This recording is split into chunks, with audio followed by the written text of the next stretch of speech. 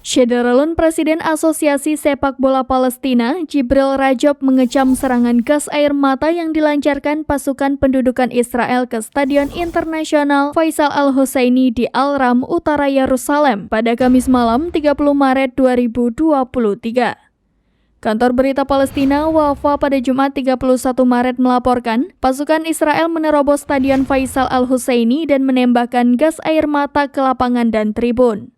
Akibatnya pertandingan final Abu Ammar Cup harus dihentikan selama 1 jam karena banyak pemain dan supporter yang kesulitan bernafas. Rajab menyebut serangan itu sebagai serangan yang direncanakan untuk melukai rakyat dan pemain kami. Ia juga menyebutkan bahwa serangan ini sebagai noda di dahi pendudukan Israel. Middle East Eye melaporkan, sejumlah pemain sepak bola Palestina dan supporter termasuk anak-anak mengalami sesak nafas karena menghirup gas air mata dan harus dirawat di lapangan. 3 orang dilaporkan dilarikan ke rumah sakit.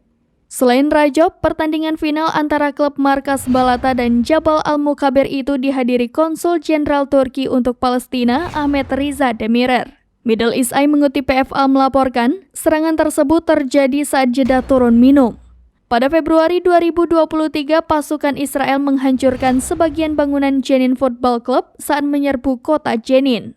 Pada Oktober 2022, pengadilan Israel menjatuhkan vonis 4 tahun penjara kepada pemain timnas Palestina Tariq Al-Araj. Ia didakwa atas tuduhan menjadi anggota kelompok terlarang setelah ditahan di sebuah pos pemeriksaan militer di Jenin.